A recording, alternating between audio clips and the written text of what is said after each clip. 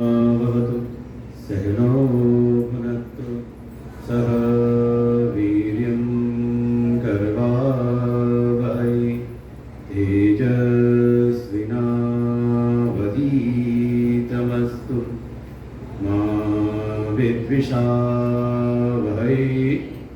ॐ शान्तिः शान्तिः शान्तिः। अखण्डमण्डलाकारं व्याप्तं येन चराचरं तत्पदं दर्शितं येन तस्मै श्रीगुरवे नमः।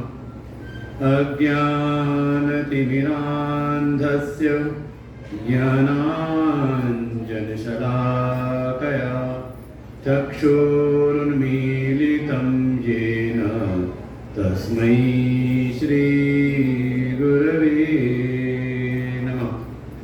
गुरुर्ब्रह्मा गुरुर्विष्णु गुरुर्देवो महेश्वरः गुरुर्साक्षात् परं ब्रह्म तस्मै श्रीगुरवे नमः। त्वमेव माता च पिता त्वमेव बन्धुश्च सखा त्वमेव विद्या द्रविणं त्वमेव सर्वं मम देवदेव।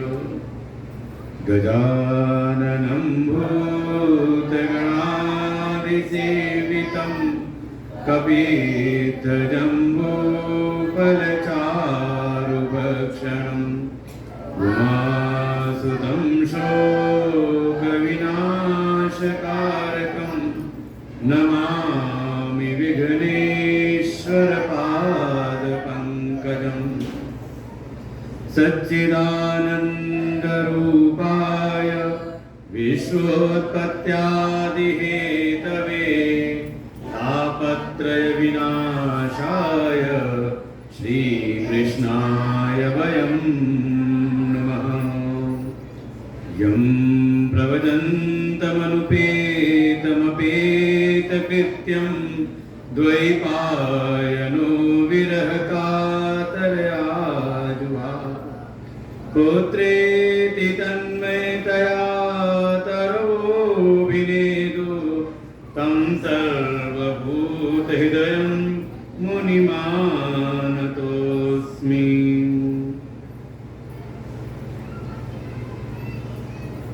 जन्माद्यस्तोऽन्वयादितरतः चार्थेषु भिज्ञस्वरात् तेने ब्रह्महृदाययादिकवये मुह्यन्ति यत् सूरयः।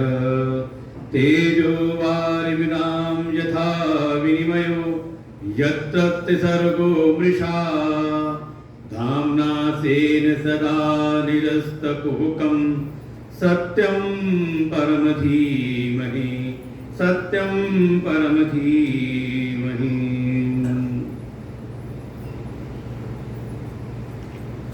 आनंद कंद सच्चिदानंद परम पुरुषोत्तम भगवान श्री राधा कृष्ण के चरणों में कोटि शह नमन। परमात्मा के भिन्न स्वरूप प्रातः स्मरणीय परम श्रद्धेय परम वंदनीय आनंद श्री भूषित श्री सदगुरुदेव भगवान के चरणों में कोटि शह नमन। परमादरणीय परम श्रद्धेय भगवत स्वरूप परम श्रद्धेय स्वामी श्री जगदानंद महाराज जी के चरणों में कोटि शह नमन। उपस्थित भगवत स्वरूप संतवृंद आचार्यगण बटुक ब्रह्मचारी समस्त भगवत भक्त श्रद्धा भक्ति स्वरूपणी मातृशक्ति। श्रीमद् भागवत महापुराण की कथा जिसका प्रारंभ भी होता है तत्व के बोध के साथ में जन्माद्यस्य यतोऽन्वयादितरतः सत्यम परम धीमहि। जो हमारे वेद उपनिषद के जो सार तत्व हैं जो हमारे वेदों के परम प्रतिपाद्य हैं उन परम तत्व की स्तुति से ही श्रीमद् भागवत महापुराण का प्रारंभ है। तात्पर्य ये है कि श्रीमद् भागवत महापुराण के जो परम प्रतिपाद्य है वो परम तत्व है, जो निर्गुण है, निराकार है, चेतन है और साथ ही हम सब की अंतरात्मा में साक्षी रूप है। ऐसे उन परम तत्व का यहाँ पर सगुण साकार सोपाधिक रूप में उनका प्रतिपादन किया गया है। जो परम तत्व है, अखिल जगत के जो अधिष्ठान है, उनकी महिमा उनको यहाँ स्थापित करना। और देखो, ऐसा नहीं कि भागवत जी में कहीं और वर्णन ना हो।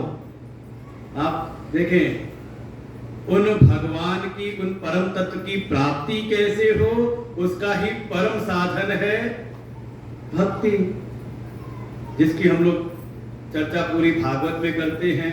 और भक्ति कैसी हो तो हम कहते हैं यथा ब्रज गोपिका नाम, जैसे ब्रज की गोपिकाओं की भक्ति है ऐसी भक्ति हृदय के भीतर हो।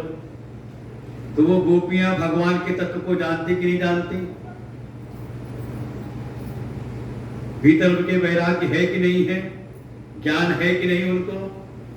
हम सामान्य रूप से कथा सुनते हैं तो कुछ भी बोल लेते हैं, कुछ भी सुन लेते हैं, लेकिन भागवत को अगर आप किसी श्रेष्ठ परंपरा में, हमारे गुरुदेव की परंपरा में अगर आप आके सुने, जो हमारी शांकर परंपरा है, किसी श्रेष्ठ संप्रदाय में आकर के यदि आप श्रीमद् भागवत का स्वाध्याय करें, चिंतन करें, तो वहां कुछ और हमें रहस्य दिखाई देते हैं। जिन गोपियों की इतनी महिमा है कि उनके जैसा कोई भक्त नहीं, अगर भक्त हो तो जैसे ब्रज की गोपिकाएं,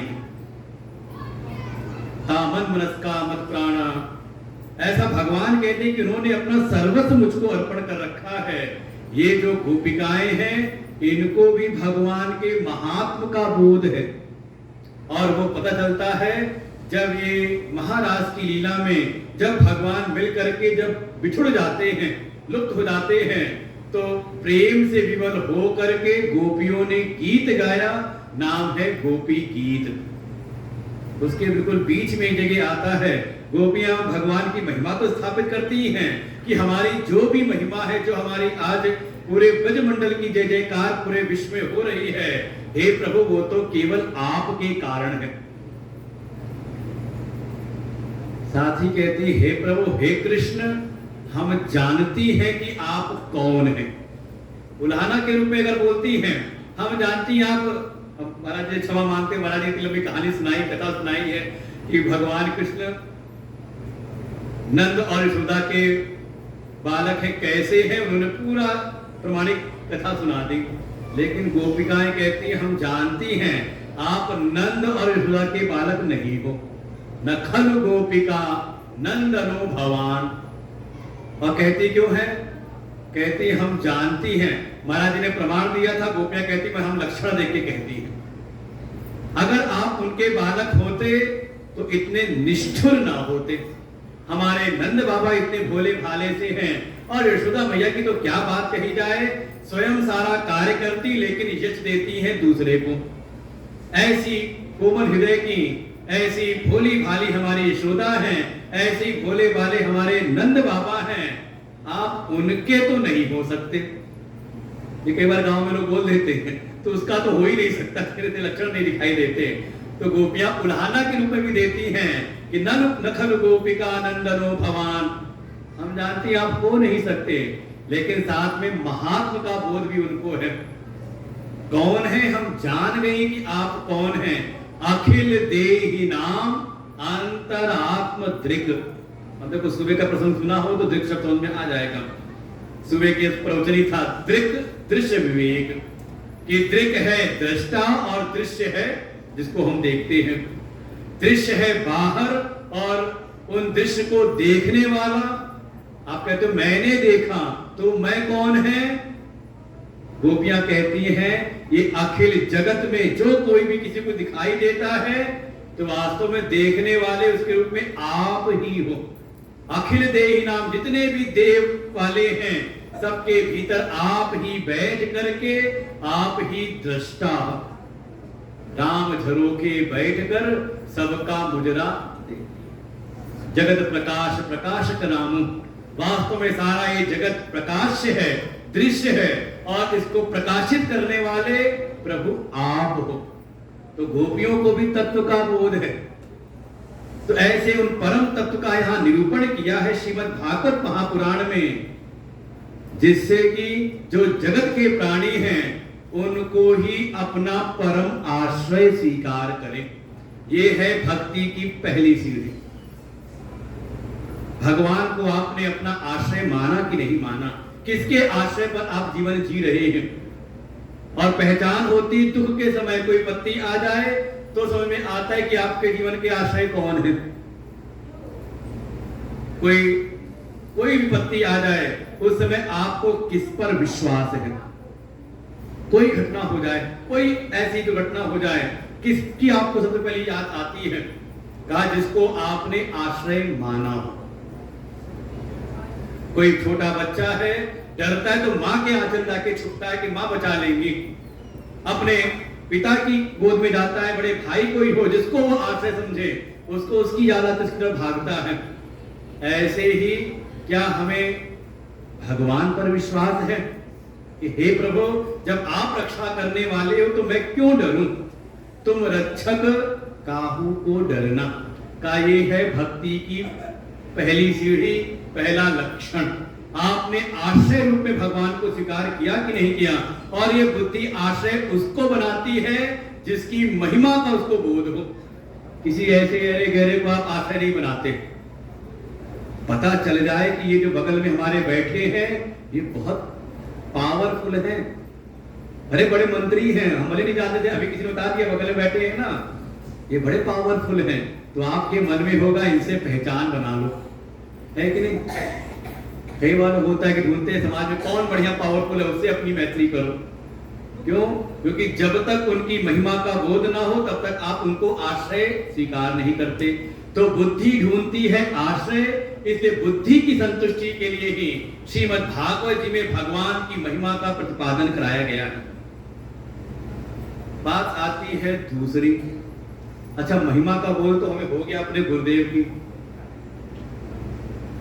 कि आज वर्तमान में भारतवर्ष के जो भी ऋषि मनीषी सत्ताएं हैं उनमें सर्वमान्य हैं, ऐसी उनकी महिमा है। उनकी शरण में जो कोई आता है, अरे वो कह सकते हैं कहां से कहां पहुंच रहा है तो कोई कल्पना नहीं कर सकता। बिल्कुल जिनकी कोई बिल्कुल गणना ना हो समाज में, वो भी आज पूरे समाज में। कभी हम देखते हैं दैनिक जागरण उठाते हैं अखबार तो पहला पेज पूरा भरा पड़ा रहता है, पूरा एक पहला पेज अमर उजाला और दैनिक जागरण में। किसका? तो है हमारे गुरुदेव के कृपा पात्र श्रीमान वरुण तिवारी जी। कल का एक और अखबार देखा, टाइम्स ऑफ इंडिया मेरठ और दिल्ली का, उसमें देखा कौन? कहा जो कोई पहले जिनको कोई जानता नहीं था लेकिन गुरु की शरण में आए, उनकी कृपा हुई, आज पूंजीपति हो गए, बहुत बड़े व्यक्ति, सामर्थ्यवान हो गए। तो महिमा तो हमने भी सुनी गुरु जी की, आश्रय बना ले तो आश्रय तो मान लेते हैं, लेकिन गुरु जी अगर हमेशा आकर के, हमारे अंतर्यामी जी कहते हैं गुरु वो जो गुर्राए और शिष्य कौन? का उस गुर्राहट को सहन कर ले, उनके अनुशासन को स्वीकार कर ले। तो अगर मान लो गुरुजी आकर के बार बार डांट ही लगाए तो कहते आश्रय तो है। कल अध्यक्ष जी भी कह रहे थे हमने बड़ी डांट खाई है। हमने कहा तभी आप इतने बड़े बन भी गए हो। बिना डांट खाए गुरु की कहा कोई, क्योंकि गुरु यही है जिसको भी अपनी शक्ति सत्ता सौंपना चाहते हैं, जो वास्तव में वो देना चाहते, अनमोल उनके पास में जो रत्न है वो देना तो चाहते अपनी कृपा रूप रत्न, लेकिन वो भी ठोक ठाक करके देखते कि झेल भी पाएगा कि नहीं झेल पाएगा। अब थोड़ा है कि पत्ता हत्ता ले आके आप ट्रांसफर में जोड़ दो, भाई उसमें सामर्थ्य भी तो हो उसको झेलने की। आपको कोई वस्तु रखनी है तो आप पात्र देखते हो कि पात्र में टिकेगा कि नहीं टिकेगा।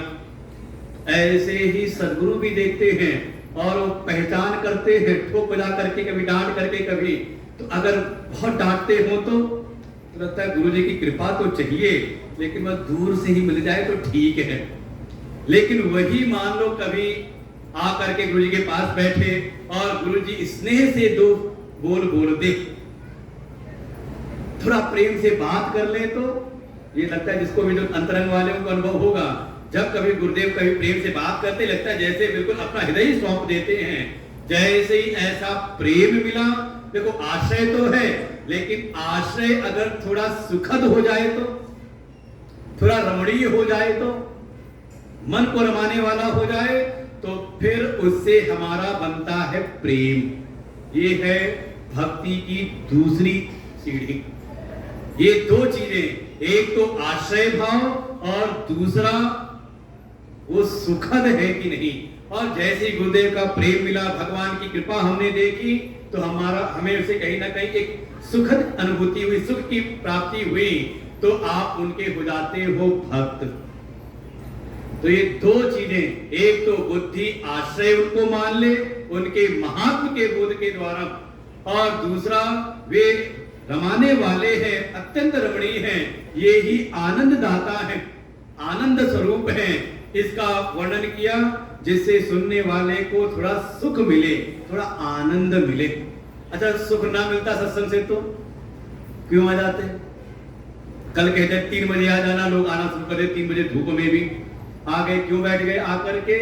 क्योंकि लगता है कि बिना सत्संग के हम पर कृपा नहीं होगी। सत्संग को हमने आश्रय भी माना, संत कृपा को हमने आश्रय रूप में भी स्वीकार किया, और जब सत्संग में बैठते हैं तो आनंद मिलता है। कम से कम जो भी 2, 2.5, 3 घंटा हम बैठते हैं तो हम दुनिया को भूल जाते हैं, शरीर के कष्ट हमें विस्मित हो जाते हैं, क्योंकि उससे एक सुख की अनुभूति है। तो आप हो गए सत्संग के भक्त, संतों के भक्त, गुरु के भक्त, भगवान के भक्त। तो संसार के प्राणियों में भक्ति प्रकट हो जाए, एक तो उनकी बुद्धि समर्पित हो और उनका मन भी भगवान में लगे। इसके लिए ही श्रीमद् भागवत महापुराण में भगवान के तत्व का निरूपण है। उनके निर्गुण निराकार सर्वव्यापक, वास्तव में वे ही हमारी अंतरात्मा रूप है। हम सबके भीतर वो विराजमान हैं, और साथ में वही सबसे ज्यादा सुखद हैं, वही रमणीय हैं। उनकी जो सगुण साकार, उनकी जो सोपाधिक लीलाएं हैं, उसका भी वर्णन इसलिए किया कि थोड़ा कथाओं को सुन करके हमारा मन लग जाए। दोनों चीजें। और भगवान गीता में कह देते हैं, मय्येव मन आधस्व मयि बुद्धि निवेशय निविशिष्यसि मय्येव अत ऊर्ध्वं न संशयः। इसमें बिल्कुल किंचित भी संशय नहीं, कोई संदेह नहीं कि जिसकी बुद्धि मुझ में लग जाए। कैसे लगेगी? कहा भागवत कथा सुन करके भगवान की महिमा को। और देखो, ब्रज में ऐसा नहीं कि सब भगवान उनको मानते थे, कोई भगवान भगवान नहीं मानता था, लेकिन धीरे धीरे जब भगवान की लीलाओं को देखते हैं, यहां तक कि वर्णन आया गोवर्धन लीला के बाद कि असमय चले गए नंद बाबा स्नान करने यमुना जी में, और वरुण लोक में के जो सेवक थे वरुण देवता के पकड़ के ले गए, बंदी बना दिया उनको। खबर फैली बाबा मिल नहीं रहे, गए कन्हाई सीधे चले गए वरुण लोक में। और जैसे वरुण लोक में गए, वरुण देवता के साथ साथ जितने उनके चेले चापड़ हैं, सब भगवान कृष्ण के चरणों में पड़ गए, क्षमा याचना करते हैं। और भगवान डांट लगाते, मेरे बाबा को तुम्हारी हिम्मत कैसे बंद करने की? अरे तुरंत छोड़ा और बाबा को लेकर के आए। बाबा जाके चर्चा करते हैं, अरे ये गर्गाचार्य जो आए थे ना, वो सही कह गए थे, ये कोई साधारण बालक नहीं है। और फिर सबने मिलकर के भगवान से प्रार्थना की, कभी भागवत खुद उठा के पढ़ो।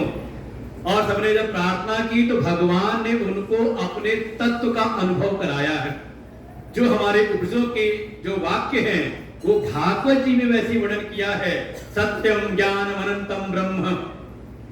ऐसा उस परम तत्व को भगवान ने दर्शन कराया। तो एक तरफ भगवान अपने तत्व का भी बोध कराते हैं, अपनी महिमा को प्रकट करके, जिससे कि जगत के प्राणी मुझको अपना आश्रय स्वीकार करें, और साथ ही भगवान माधुर लीलाएं करते हैं, जिससे सबका प्रेम भी मुझसे जुड़े। हम आश्रय और प्रेम ये दोनों भगवान से लगा लें तो हम बन जाते हैं भगवान के भक्त। बस समस्या ये है कि दोनों एक जगह टिकता नहीं। कोई ऐसा है प्रेम तो करता है परिवार से, और आश्रय मान रखा है भगवान को। है कि नहीं ऐसा? किससे प्रेम करते हो? भगवान से कि परिवार से? अरे कहीं ऐसा तो नहीं अपने आप से ही प्रेम करते हो सबसे ज्यादा, और कोई प्रेमास्पद हमारा है ही नहीं। अपना भला हो, अपना काम बने तो कुछ भी करने को तैयार। प्रेम किससे है? कहीं और आश्रय माना किसी और को। कैसे? कहा जब भगवान से हम प्रार्थना करते हैं तो भगवान को भगवान के लिए नहीं पूछते, बल्कि भगवान को पूछते हैं संसार जहां प्रेम हो। है देखो अपने अंतर मन को जाकर करना पड़ता है। किसी ने प्रेम किया संसार में, परिवार में, आश्रय मानता है भगवान को, और कोई ऐसा है कि प्रेम करता है भगवान से लेकिन आश्रय मान के बैठता है संसार को। है कि नहीं ऐसे कोई?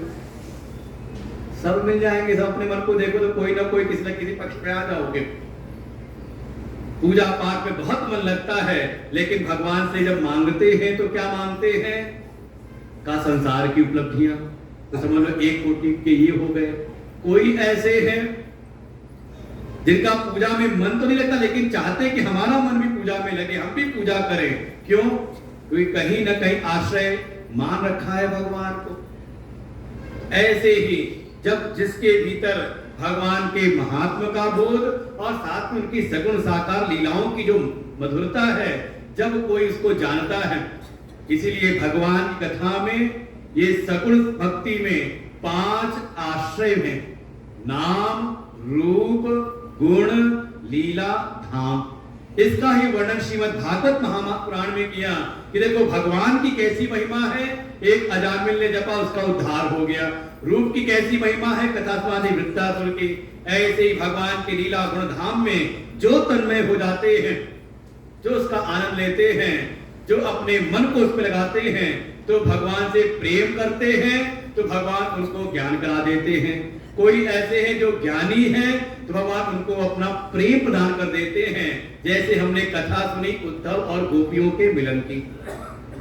लेकिन कुछ ना कुछ तो भगवान से जोड़ना पड़ेगा, चाहे उनको अपना आश्रय मान लो और चाहे उनसे प्रेम कर लो।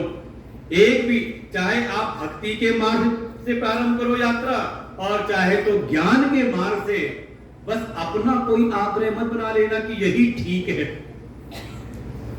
छोड़ दो भगवान के ऊपर, उनके भरोसे हो जाओ। देखो भगवान परम कल्याण करते हैं। उनकी अनेकों अनेकों लीलाओं का वर्णन किया है केवल इसीलिए जिससे कि सुनने वालों का मन भगवान से लगे। भगवान का प्राकट्य हुआ मथुरा में, चले गए गोकुल, गोकुल से भगवान आते हैं ब्रज में, वहां से भगवान फिर आते हैं मथुरा, मथुरा से फिर भगवान चले जाते हैं द्वारिका। जैसे परमात्मा हम सबकी अंतरात्मा है, बिल्कुल जो भीतर चेतन दृष्टा है, आत्मा है, वही कृष्ण है। ये बात समझ में आ जाए कि जिनकी हम उपासना बाहर करते हैं उनमें जो चेतन है वही चेतन मेरी आत्मा है, ऐसा बोध हो जाए। और जैसे भगवान कृष्ण आए अपने नित्य गोलोक धाम से इस धराधाम पर, तो अकेले नहीं आए, अपनी नित्य लीला भूमि नित्य गोलोक धाम 84 ब्रज को 84 वो पूरा लेकर के आते हैं। ऐसे ही जब भगवान अंतरात्मा रूप आए, आत्मा रूप आते हैं, तो उनकी लीला भूमि भी साथ आती है। बस उसको भी जान ले। देखो तत्व का बोध हो कि आत्मा ही आत्मा रूप कृष्ण है, वही परम तत्व है, और साथ में ये जो सगुण साकार जो व्यवहार चल रहा है वो माध्यम बन रहा है। हमारे भीतर अंतःकरण है, क्या क्या है उसमें? कहा मन है, बुद्धि है, चित्त है, अहम वृत्ति। अहंकार मतलब वो बाहर का अभिमान वाला अहंकार नहीं, भीतर जो एक अहम वृत्ति है कि हाँ मैं हूं। ये अनुभव है कि नहीं आप सबको? मैं हूं, किसको नहीं है? मैं हूं, क्या किया, क्या क्या हूं, ये सब नहीं, लेकिन मैं हूं, ये सबसे पहले आपको अनुभव रहता है भीतर। किसकी कृपा से? कहा वो जो चेतन रूप में भगवान कृष्ण जो हमारी अंतरात्मा में विराजमान हैं, उनकी सत्ता से ही ये मन, बुद्धि, चित्त, अहंकार ये सजीव होते हैं। विषय करण सुर जीव समेता सकल एकते एक सचेता। ये जो कुछ भी है, ये सब जो सजीव हो रहे हैं उन आत्मा रूप चेतन स्वरूप कृष्ण की कृपा से, उनकी कृपा से है। और ये जो अगर ऐसा बोध हो जाए तो आत्मा ही अपने स्वरूप से उतर करके हमारे मन, हमारी बुद्धि, हमारे चित्त, हमारे हृदय में लीला विहार करते हैं। कैसे? देखो भगवान प्रकट हुए मथुरा में। मथुरा क्या है? तो संतों ने कहा मन एव मथुरा, ये हमारा मन ही मथुरा है। और देखो भगवान आ तो जाते, आज खूब मना लो रात में 12 बजे तक, खूब भजन गाओ, खूब भगवान की सेवा करो, खूब भोग लगाओ, और अगले दिन फिर कहां गए भगवान? कहा अगली जन्माष्टमी पे आएंगे। है तो नहीं? कारण क्या है? भगवान मन में आते तो है, उनका प्राकट तो होता है, लेकिन अभी भीतर अहंकार रूपी कंस का साम्राज्य है। ये मैं इतना ज्यादा सजीव हो जाता है कि परमात्मा अपनी आत्मा, जो शुद्ध चेतन आत्मा है, उसको कर देता है विस्मृत। अरे जब अपने अहम भावना बहुत ज्यादा तीव्र होती है तो दुनिया किसी को समझता ही नहीं। कहता मुझ जैसा कौन है दुनिया में? बस यही समस्या है। जब तक ये अहमता तीव्र है तब तक भगवान टिकते नहीं। उपाय क्या है? भगवान ने खुद कहा वसुदेव देवकी से कि उस कंस का भय है तो मुझको छुड़ाओ गोकुल में। जैसे भगवान कह रहे हैं कि अगर मुझको भीतर बसाना है तो थोड़ा मेरी सेवा करो, और सेवा की जाती है इंद्रियों से। आप नेत्र से सेवा करते हैं, उनके दर्शन करते हैं, कान की सेवा है, उनका हम श्रवण करते हैं, हम उनके प्रसाद का भोग लगाते हैं, हाथों से उनकी हम कोई ना कोई सेवा कराते हैं, उनको स्नान कराते हैं, उनका श्रृंगार करते हैं, पैरों से उनके हम प्रदक्षिणा करते हैं। तो अपने गोकुल में अर्थात इंद्रियों के कुल में, गो माने इंद्रियों के कुल में उनको हम ले आए। थोड़ा सेवा तो करो। भगवान से चाहते तो हम दुनिया भर की चीजें हैं, और जब बात आती है सेवा की तो फिर राम काज में आलसी हो जाते। ऐसे नहीं का, शुरुआत तो है कर्म की साधना है। थोड़ा अपने कर्मों को भगवान में अर्पण करें, भगवान के लिए करने वाले हो जाएं। ये तो सर्वाणि कर्माणि मयि सन्न्यस्य, जो कोई अपने समस्त कर्मों को भगवान के लिए अर्पित कर देता है। ऐसा नहीं कि सन्यास लेके जा रहा है, लेकिन जहां भी है, जो भी कर रहा है, भाव ये है कि मेरा ये कर्म भगवान को समर्पित हो। और ये कब होता है? जब आप अपने को भगवान का मान लो। देखो जिसका आप अपने को मानते, जिसके आप होते हो, आपके कर्म उसको समर्पित होते हैं। आपको लगता है कि हम परिवार वाले हैं तो आपके सारे जो कर्म है, आपको लगा मैं पिता हूं तो आपके कर्म पुत्र के प्रति समर्पित हो जाएंगे। आपको लगा मैं पति हूं तो आपके सारे कर्म पत्नी के लिए समर्पित हो जाएंगे। किसी को लगा मैं पत्नी हूं तो कर्म समर्पित हो जाएंगे। होता नहीं दिन भर ये दिन भर आप ये सब काम करते रहते हो। आपको कभी लगता है कोई सामने आया मैं पिता हूं, कोई और सामने आया मैं भाई हूं, कोई और सामने बदला तो आपको लगा मैं पुत्र हूं, कोई और सामने आया मैं पति हूं, ऐसे ही मैं मित्र हूं। और कभी कोई आया तो आपको लगा नहीं ये तो शत्रु है, जगदारी दुश्मन। क्या हुआ? जो आप अपने को स्वीकार करते हो, जो व्यक्ति स्वीकार करते हो, आपके कर्म वही समर्पित हो जाते हैं। चाहे आप जो भी हो, एक बात चित्त में बना के रखो कि मैं भगवान का सेवक हूं।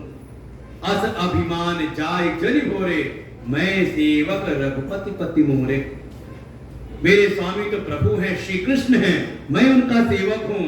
आप जो करते हो सब भगवान को अर्पण हो जाए अपने आप। कोई ऐसा नहीं कोई विशेष कार्य करोगे तो ही समर्पित होगे, लेकिन आपने अपने आप को सेवक मान लिया तो आप जहां भी हो, जो भी हो, जैसे भी हो, आपके किए हुए कर्म अपने आप भगवान को समर्पित। क्योंकि हमने अपने को भगवान का मान लिया, गुरुदेव का मान लिया है अपने आप। और जब ये भीतर सेवा समर्पित होती है तो इस सेवा के द्वारा ये जो हमारा भीतर अहंकार है ना, थोड़ा झुकता है। जब तक अहंकार झुके ना तब तक कोई सेवा में लग नहीं सकता।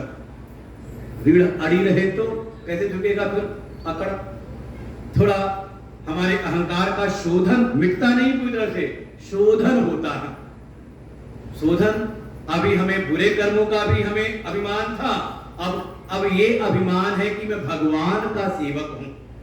थोड़ी हमारी प्रगति हुई और धीरे धीरे सेवा करते करते ही भगवान से प्रेम होता है। देखो, जिसकी सेवा में लगो उससे अपनापन बढ़ जाता है, और अपनापन हो जाए तो उसकी सेवा में मन लगता है कि नहीं? ये तो अपने जीवन व्यवहार से सीख लो। हम लोग बड़ा अच्छा अनुभव है, कई बार हम लोग जाते हैं कहीं सत्संग करने नई जगह पर, कोई जानता नहीं है, लेकिन सत्संग के कारण फिर उन्होंने सेवा की, और सेवा करते करते 7वें दिन जब व्यास विदाई होती तो हमने ऐसी ऐसी जगह देखी है जहां विदा करने वाले ऐसे विदा करते हैं हम लोग को जैसे कन्या विदा हो रही हो। हम गुजरात गए, अहमदाबाद, वहां तो बिल्कुल यही हालत थी सबकी, सब ऐसे रोने लगे, वहां पर आंसू बहने लगे सबके, जबकि कोई पुरानी जान पहचान नहीं, केवल यूट्यूब पे सुन करके, फोन पर बात करके बुलाया, हम गए और जो वहां पे 7 दिन रहे, उन्होंने हमारी सेवा की, हमने उनकी सेवा की, परस्परम भावयन्तः। और ऐसा हो गया कि बस हमें भी लगा कि चुपचाप निकलते रहे तो आंखों में आंसू आ जाएंगे को देख करके। ये भाव हो गया कैसे का सेवा से ही प्रेम बढ़ता है, और भगवान गोकुल से निकल के आ जाते हैं ब्रज में। ये ब्रज ही, ये भगवान की प्रेम लीला भूमि है, ये ब्रज ही अपना हृदय है। कोई हृदय को साधना से सात्विक बनाए, कोमल बनाए, प्रेम से परिपूर्ण करे, तो भगवान स्वयं आते हैं वृंदावन में।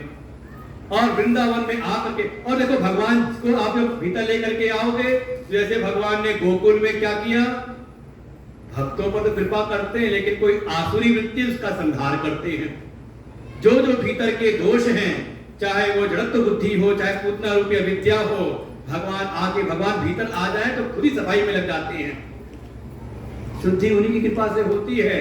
अपना बस नहीं, अपनी साधना करके थोड़ा और अगर प्रयास करो तो एक शुद्धि होने की बात तो दूर, अभिमान और बढ़ा लेते, देखा मैंने ये काम सिद्ध कर लिया। ये तो भगवान की कृपा है कि सब कार्य होते हैं। भगवान आते हैं ब्रज में तो वहां जो दोष हैं, जो आसुरी वृत्तियां हैं, प्रेम के जो दोष हैं, कौन कौन का ममता रूपी वत्सासुर का वध करते हैं, प्रेम में दम्भ नहीं चलता, बकासुर का वध करते हैं, प्रेम है तो पाप नहीं तो अघासुर का वध किया। आप देखें, बहुत ज्यादा आप संग्रही हो जाओगे, परिग्रही हो जाओगे तो प्रेम से दूर हो जाते हैं, भगवान धेनुकासुर का वध करते हैं। ऐसे ऐसे भगवान की ब्रज मंडल में होती है प्रेम लीला, और जब ये प्रेम प्रकट होता है ना भीतर, तो जहां प्रेम होता है वहां फिर अभिमान अहंकार अपने आप झुक जाता है। देखो, जिससे प्रेम हो ना, दादाजी भले हो यहाँ के कोतवाल महोली के, घर जाए और पोता आ जाए तो पोता सामने आ जाए और पोता कह दे दादा आज घुड़सवारी करनी है, तो कोतवाल से घोड़ा मंगाएंगे। अरे फिर दादाजी फिर वो सारा कोतवाली और सबका सब गया किनारे और कहेंगे बेटा आ जा, झुक जाते हैं। और फिर वो पोता 2 ढाई 3 साल का पोता पीछे बैठ के चल मेरे घोड़े टिक टिक टिक, जैसे सारा माहौल ही डरता हो, और वही झुक करके, क्यों झुक गए? कहा प्रेम से। और जब ये प्रेम प्रकट होता है तो तब ये अहंकार झुकता है, और भगवान इसके उपरांत आते हैं मन रूपी मथुरा में, अहंकार का रूपी कंस का वध किया, और फिर वहां पर उनकी लीलाएं होती हैं। फिर धीरे धीरे भगवान यहीं से जाते हैं द्वारिका। द्वारिका तो पूछे थे ना, ये द्वार कहाँ है, द्वार कहाँ है? तो कभी मन में हमारे में जिज्ञासा हो, यहाँ आए तो कैसे आए शरीर के भीतर? ये भी तो एक नगरी है ना, 9 द्वारे पुरे देहि। इस 9 द्वार वाले पुर में हम आए कहां से, निकलना कहां से है, ये ज्ञान हो जाए। इसके लिए ही कहा भीतर है बुद्धि, जो जानना चाहती है, जिसमें जिज्ञासा उत्पन्न होती है। और भगवान यहां से प्रवेश करते हैं द्वारिका में, और द्वारिका में आकर के भगवान की एक नई विशेष लीला प्रकट होती है। भगवान यहाँ आकर के उपदेष्टा बन जाते हैं। कभी महाभारत के युद्ध में जाके अर्जुन को तत्वोपदेश करते हैं, कभी आ गए उद्धव मैत्री उनको उपदेश करते हैं, अपने यदुवंशियों को भी उपदेश करते हैं। जो जैसा पात्र है उस ज्ञान को धारण करके अपना कल्याण करता है। देखो प्रेम हो जाए तो जिससे अपनापन प्रेम होता है तो उसको जानने की इच्छा बनती है। ये कौन है, कहाँ रहते हैं, क्या करते हैं, क्या इनको पसंद है, देखो ये अपने आप जानने की इच्छा होती है। तो यही है बुद्धि। तो अपनी आत्मा है भगवान कृष्ण, और ये जो भीतर मन बुद्धि चित्त अहंकार ये सब जो है ये सब भगवान की लीला भूमि बन जाए, भगवान के चरण चिन्हों की छाप इन पर पड़ जाए, भीतर की हर एक वृत्ति कृष्ण से जुड़ जाए, इसी का नाम है महाराज। भगवान के विवाह कथा सुनाई द्वारिका में, एक नहीं भगवान के पहले 8 मुख्य विवाह हुए। पहली पत्नी उनकी रुक्मणी, दूसरी हो गई सत्यभामा, तीसरी जामवंती, एक है मित्रवृंदा, एक है नग्ननीति, भद्रा, लक्ष्मणा, 8 पटरानियां हुई। और एक में भगवान ने एक दैत्य है भौमासुर, भूमि का पुत्र है, और उसी का कहीं नाम है नरकासुर, उसका वध किया। उसकी कारागृह में 16,100 कन्याओं को उसने बंदी बना रखा था, उनको मुक्त किया। उन सब ने कन्हई से प्रार्थना की, भगवान सबको द्वारिका में लेकर के आते हैं, सबसे विवाह हो जाता है। ये समझ ले, ये हमारे हृदय की वृत्तियां हैं सब।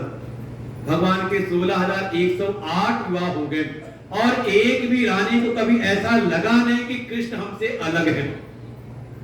कभी देवर्षि नारद गए वहां पर, किसी का यहाँ पर एक विवाह हो जाए तो उसके तो क्या होता है आप लोग को पता होगा, हमारा अनुभव है नहीं। नारद के मन में आया जहां दुनिया में कोई एक ब्याह करता है उसकी तो हालत खराब। 16,108 कैसे संभालते होंगे। वो गए भगवान के घर में कुछ लगाई बुझाई करने के लिए, वो सुबह से लेके रात हो गई, देखा कहीं ऐसा कोई महल दिखा नहीं जिसमें कृष्ण ना हो।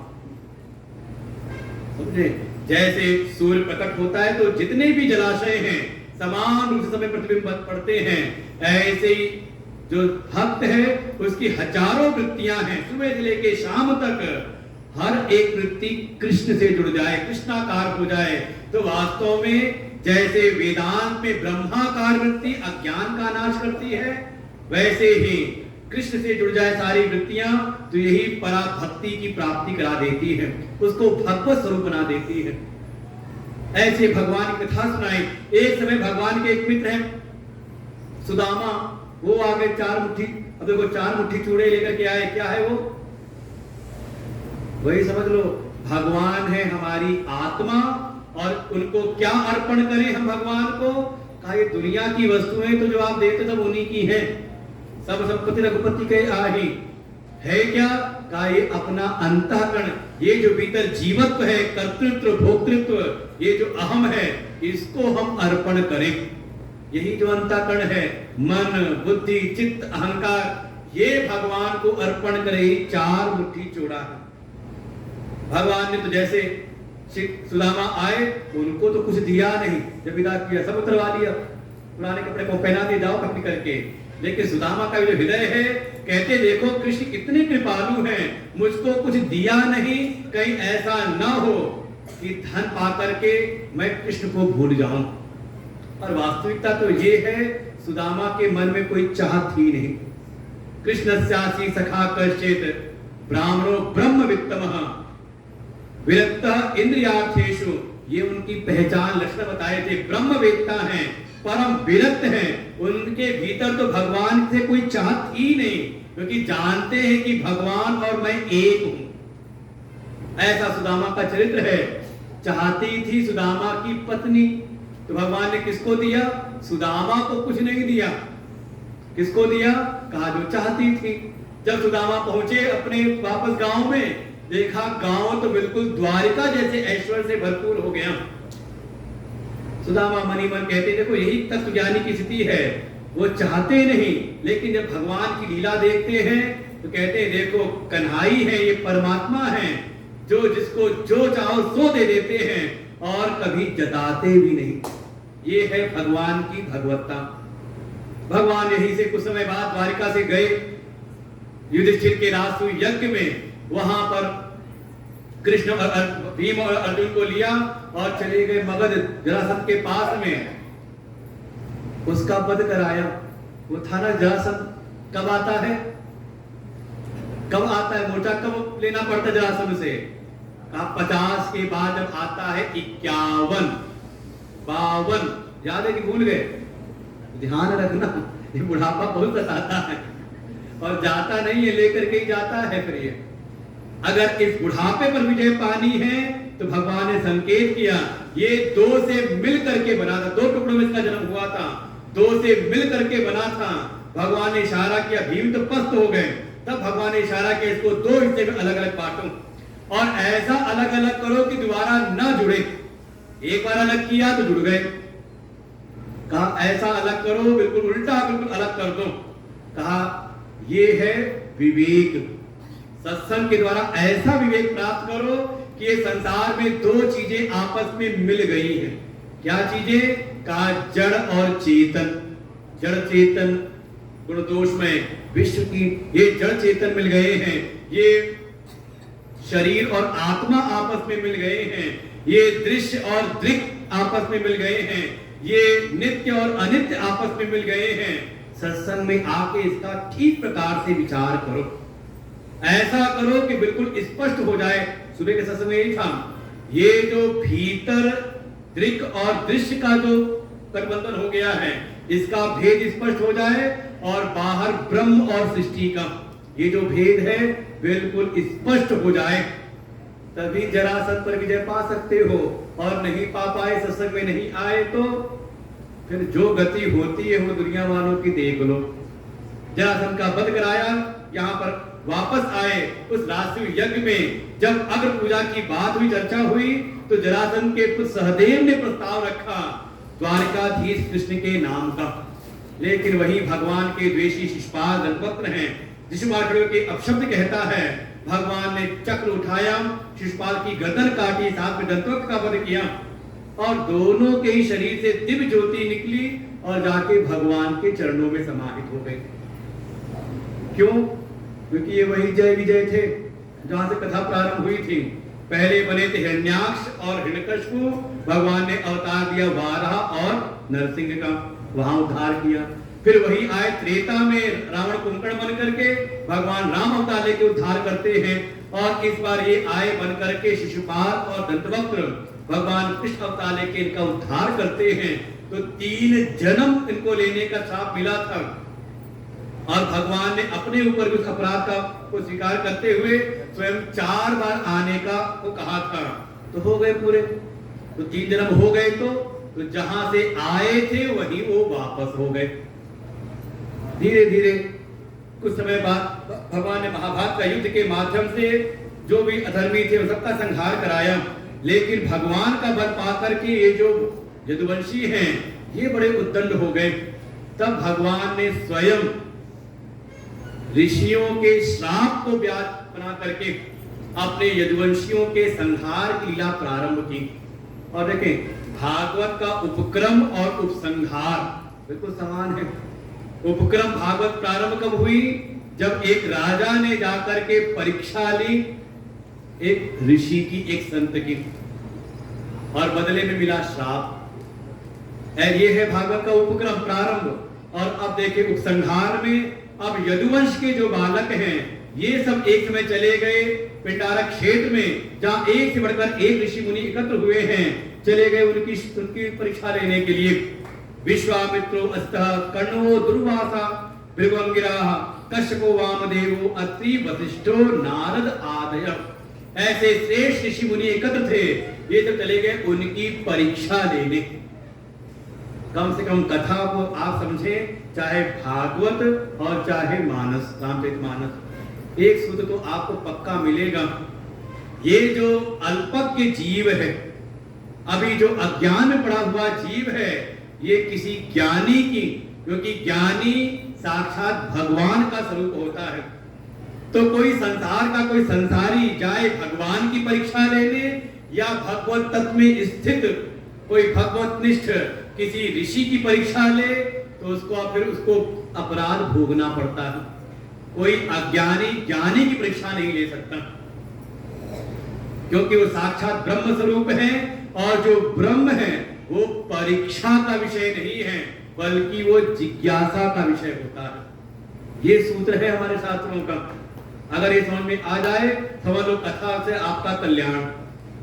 और जब कोई इस संसार का प्राणी जाए अपने से बड़े की परीक्षा लेने, किसी ज्ञानी की, किसी संत की, कभी भगवान की, तो अनहोनी उसके जीवन में घटित होती है। दक्ष सुता नहीं अब कल्याणा, वहां भगवान शिव ने कहा जब सती जी गई परमात्मा की परीक्षा लेने, और यहाँ भागवत जी में जो गया परीक्षा लेने, बदले में श्राप लेकर के आया। यदुवंशियों के संहार का श्राप मिला यदुवंश के बालकों को।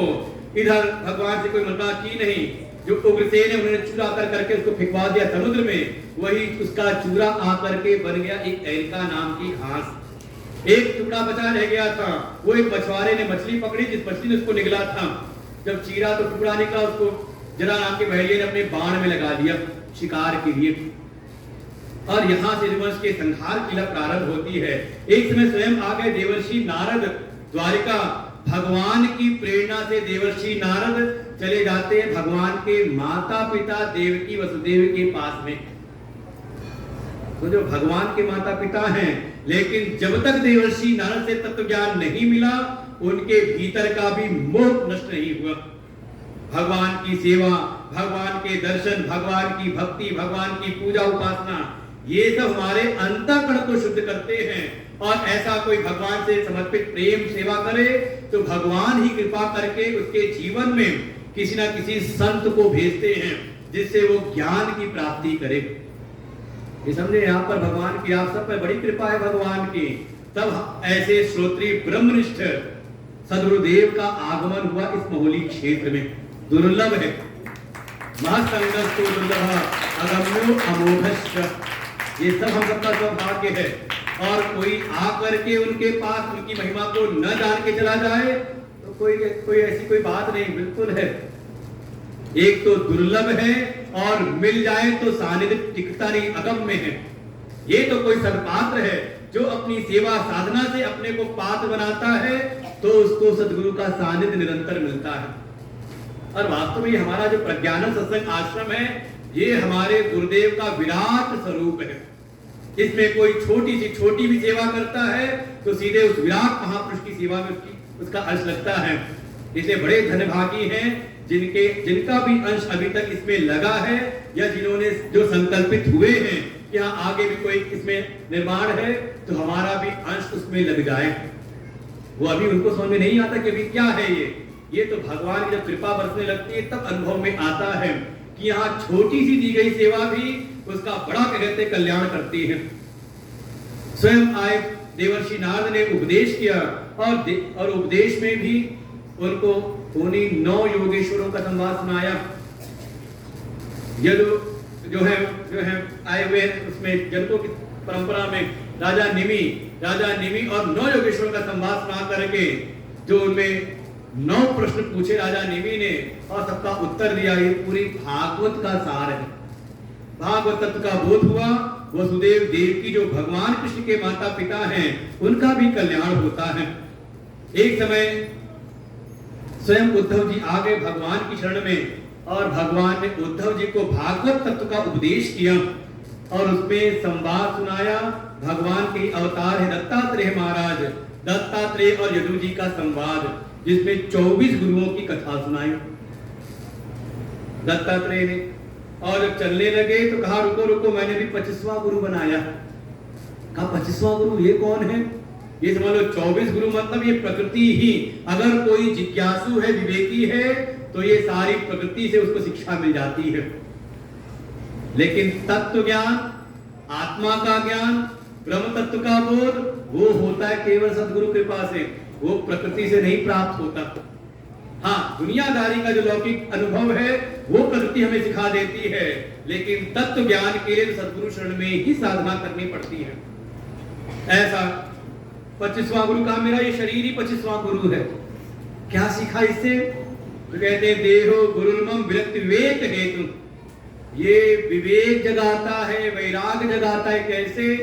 का पूरा जीवन इसकी हम सेवा करते हैं, इसको खिलाते हैं, पिलाते हैं, सजाते हैं, लेकिन समय आने पर ये अपना शरीर ही, अपना खिलाया पिलाया शरीर साथ नहीं देता।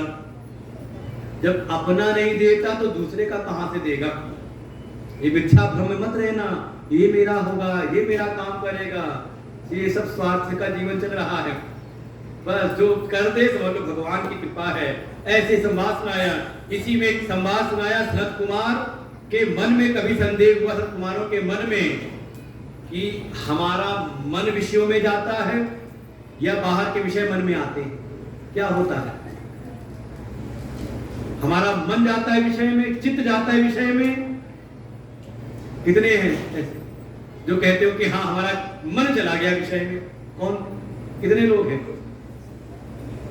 कि उल्टा होता है, विषय आता है मन के भीतर, जब निश्चय नहीं कर पाए चारों, आपने ना कर पाया तो चिंता ना करना।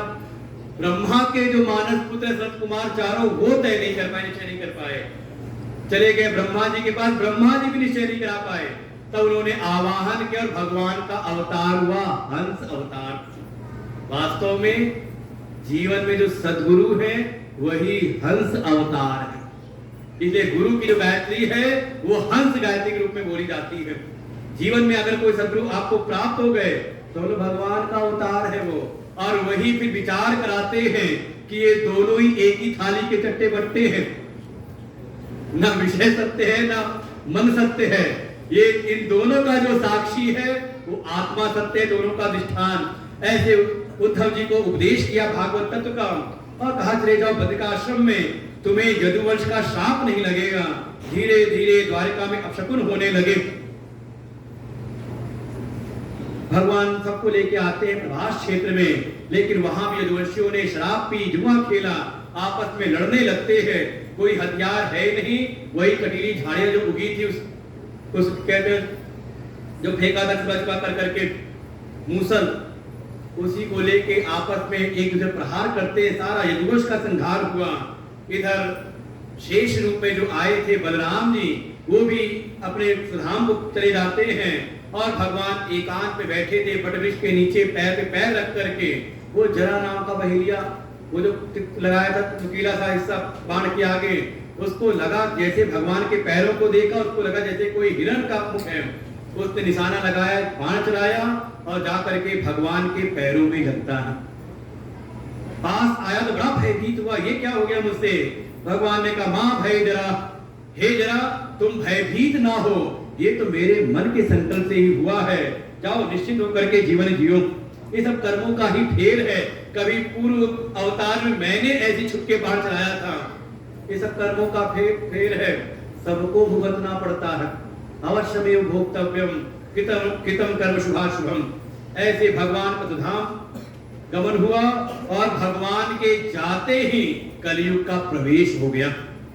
कलयुग के प्रारंभिक चरण में ही भगवान का एक अवतार हुआ महात्मा बुद्ध के रूप में, और जब बिल्कुल अंतिम चरण होगा तब भगवान प्रकट होंगे संभल ग्राम में कल्कि नाम से। ऐसे ऐसे भगवान की कथाएं सुनाई और सुखदेव जी कहते हे राजन, भगवान के सारे चरित्र मैंने तुमको सुना दिए, और क्या सुनाऊं? अब बस एक चीज का ध्यान रखो, ये जो मन के भीतर आ रही है ना बात कि तक्षक काटेगा, 7वां दिन है, 7वां दिन हो गया है, तक्षक आएगा काटेगा, मैं मर जाऊंगा। हे राजन, ऐसी बुद्धि जो है कि जो देह से जन्म हुआ है और देह से मृत्यु होगी, ये पशुओं को ऐसी बुद्धि होती है जो जड़ तत्व में लगे रहते हैं, जड़ बुद्धि वाले हैं। तुम तो आत्मा हो, चेतन हो, ऐसी बुद्धि का त्याग कर दो। ऐसा भीतर विचार करो कि मैं देह नहीं, मैं मन बुद्धि नहीं, ये देह का जन्म मरण है, मैं तो चेतन स्वरूप आत्मा हूं। ये आत्मा ही पर ब्रह्म है, श्री कृष्ण ही मेरी आत्मा है, आत्मा ही कृष्ण है।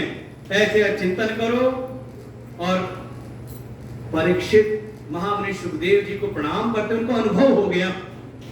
सुखदेव जी की कृपा से कहते मेरे भीतर का जो अज्ञान मोहता नष्ट हुआ, अज्ञानम में निरस्तम, मेरे भीतर का सारा अज्ञान मिट गया।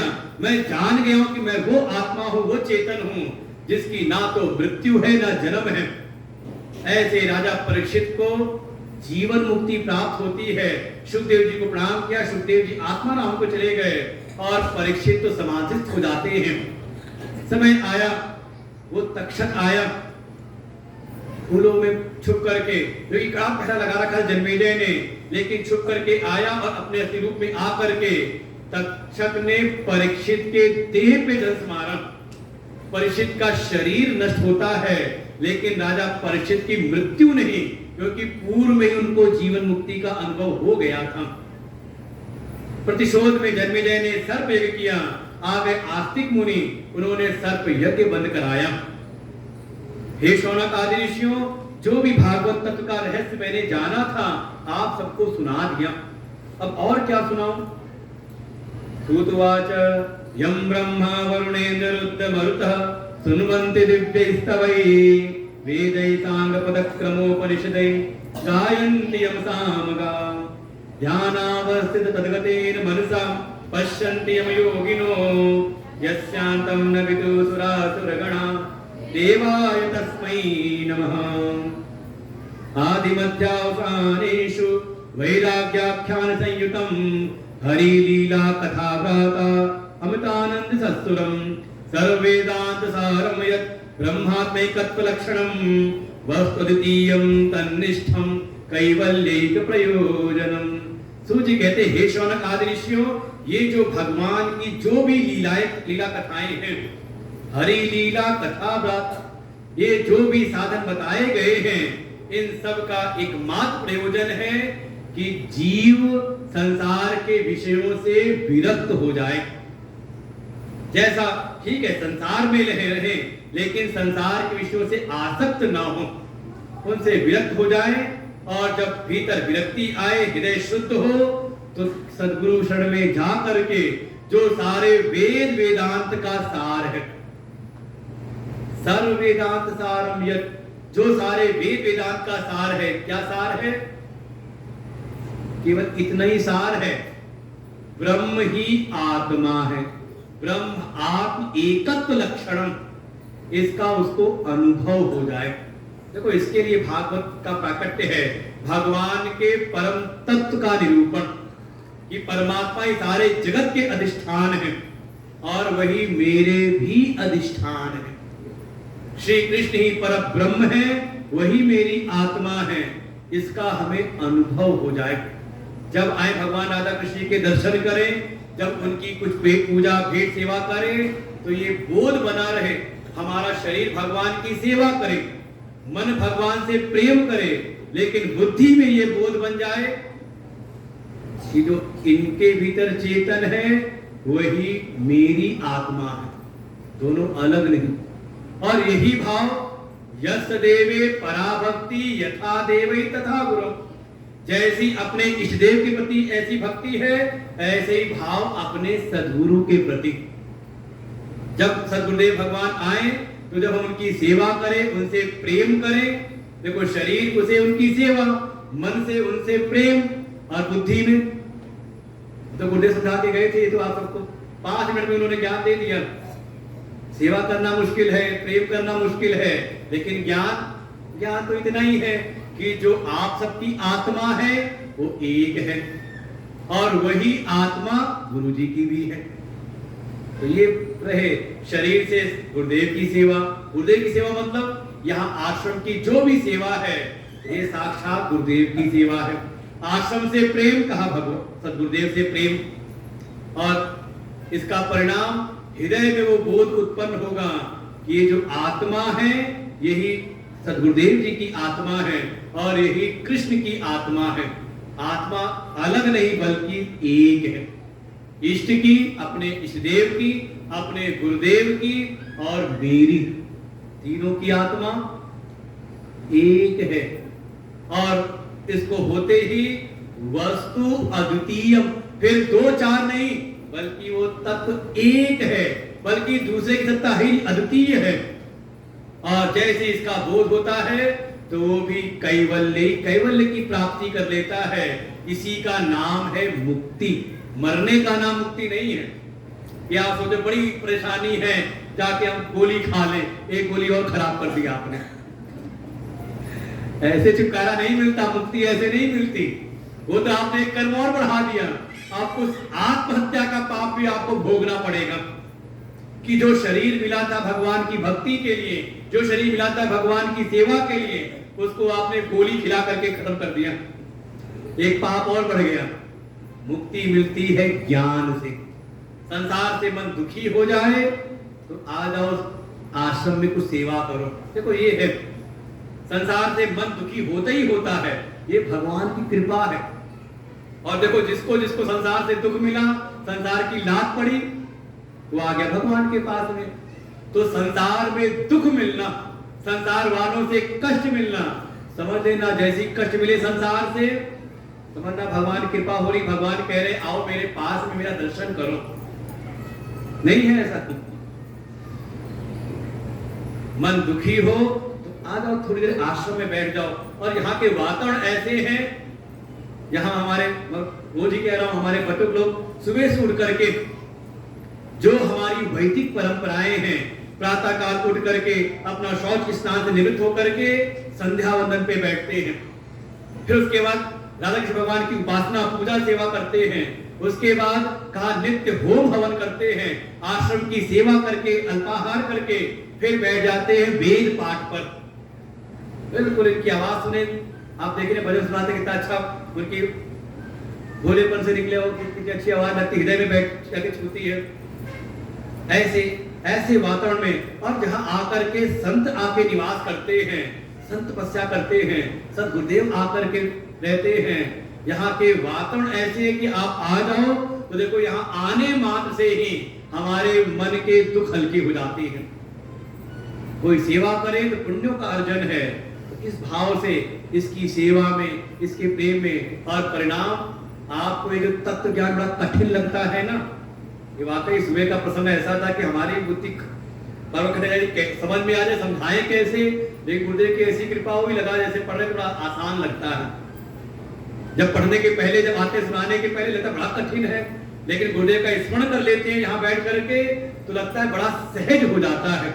वो कठिन से कठिन विषय भी, वो जो चेतन ब्रह्म है, आत्मा है, उसका भीतर अनुभव हो जाता है और इसके द्वारा ही उसको मुक्ति मिलती है। मुक्ति का कोई उपाय और है नहीं, कुछ कर लो। देखो भगवान के माता पिता है देवकी वसुदेव, तो उनको भी ज्ञान के द्वारा देवर्षि नारद जैसे संत की कृपा से ज्ञान मिला तो मुक्ति हुई। राजा परीक्षित पर सुखदेव जी की कृपा हुई, तब उनकी मुक्ति हुई। मृत्यु से उनको छुटकारा मिला, जन्म मृत्यु से छुटकारा मिला। तो मुक्ति के लिए साधन है ज्ञान, वो भी प्राप्त कर लो कभी ना कभी आकर के। और इतनी बढ़िया व्यवस्था है। हम तो कहते हैं कि मन में कभी, वैसे हमारे सनातन धर्म के अनुयायियों का एक कुछ चीजें बिल्कुल पक्की हैं, जैसे वो है ना दूसरे मत वाले कहते जब तक हज ना कर ले, तो ऐसे हमारे यहाँ की परंपरा है समय रहते रहते कम से कम चारों धामों के हम दर्शन करें, अपने तीर्थों के दर्शन करें और जीवन में कम से कम एक बार तो अवश्य ही अनुष्ठान पूर्वक भागवत की कथा सुने। ये हमारे कहते कि हमारी परंपरा है, भागवत कथा सुने। नहीं तो हमारे अगर इष्ट भगवान शिव हैं तो शिव की कथा सुने। हमारे इष्ट महाराज ने इशारा किया पंचदेव उपासना, ये 5 प्रमुख देवता हैं। भगवान नारायण हैं तो भागवत सुने, शिव हैं तो शिव पुराण, देवी हैं तो देवी पुराण, ऐसे सूर्य है तो सौर पुराण, गणेश है तो उनका भी पुराण है, अपने इष्ट की कथा। और ये तो गुरुदेव कृपा की ऐसी व्यवस्था आपको उपलब्ध है। इस बरसात के मौसम में सोचो 2-3 दिन कैसी बारिश हुई, ना होती ये व्यवस्था तो कितना मुश्किल होता। तो जिसके मन में भी जो भाव हो, मन में लेकर क्या ठीक है, कुछ नहीं, ज्यादा सामर्थ्य नहीं तो समिति वालों से संपर्क कर लें, अपनी जो सामर्थ्य है उनको निवेदित कर दें और उसके यजमान बन जाए। जो सामर्थ्य तो जो मुक्तियां उपाय है करने वाले के लिए, जिसको भी अपना कल्याण करना, उद्धार करना हो तो गुरुदेव की कृपा से और आप सबके सहयोग से व्यवस्था बनी है। थोड़ा एक कदम और आगे बढ़े, जो अपने सामर्थ्य हम रखते सामने समिति के सामने, हमें कथा सुननी है तो ऐसे साधनी कथा में हम एक दिन के नैमित्तिक यजमान बन जाए तो भी कल्याण वही फल वही मिलता है। बड़े बड़े शहरों में ऐसे ही होता है। हम लोग दिल्ली मुंबई जाते हैं तो वहां कोई ऐसा नहीं कि कोई बड़ा कोई यजमान है, वह हर दिन वहां पे एक यजमान रहते हैं। कई कई तो ऐसा हो जाता है, कई दिन तो एक दिन में 2-3 यजमान होते हैं, लेकिन सबको फल पूरा प्राप्त होता है। तो जैसे भी अपना उद्धार हमें स्वयं करना है। भगवान की कृपा हुई, सदगुरुदेव की कृपा है और सारे संसाधनों की भी हम पर कृपा है। थोड़ी कृपा हमें करनी है, एक कदम आगे बढ़ना है कि हम भी अपना उद्धार करने के लिए तैयार हो जाएं। इन्हीं शब्दों के साथ में यह कथा ये विश्राम लेती है। कस्मै येन विभासितोऽयमतुलो ज्ञान प्रदीप पुरा तदरूपेण च नारदाय मुनये कृष्णाय तदरूपिणा योगीन्द्राय तदात्मना भगवद्राताय कारुण्यतः तच्छुद्धं विमलं विशोकामृतं सत्यं परम धीमहि। नाम संकीर्तनं यस्य सर्वपापप्रणाशनं प्रणामोदकशमनस्तं नमामि हरिं परम्। जन्माद्यस्तोन्मयादितरतः चार्थेषु विज्ञस्वराट् तेने ब्रह्महृदाय आदिकवये मुह्यन्ति सूरयः। तेजो वारिमिदां यथा विनिमयो यत्तति सर्वो मृषा धाम्ना स्वेन सदा निरस्तकुहकं सत्यं परम धीमहि, सत्यं परम धीमहि। इस कथा में जिनका भी सहयोग हुआ सबको भगवान की कृपा प्राप्त हो, सभी भक्ति के मार्ग में, ज्ञान के मार्ग में आगे बढ़े। इन्हीं शुभेच्छाओं के साथ में ये कथा यहाँ पर इस बार विश्राम लेती है। अभी शाम को पुनः फिर भगवान के प्राकट्य का उत्सव होगा, तो उसकी आगे की सूचना हमारे अवधेश जी आकर के देंगे और व्यवस्थाएं होंगी। धैर्य लोग बैठे रहे। तो मान आज का दिन भगवान का, तो जो समय भी आपने समर्पित किया तो समझ में भगवान की सेवा है। जल्दबाजी मत करना किसी प्रकार की। सदगुरुदेव भगवान की जय हो। कुछ भक्तों ने जो आज योगदान दिया है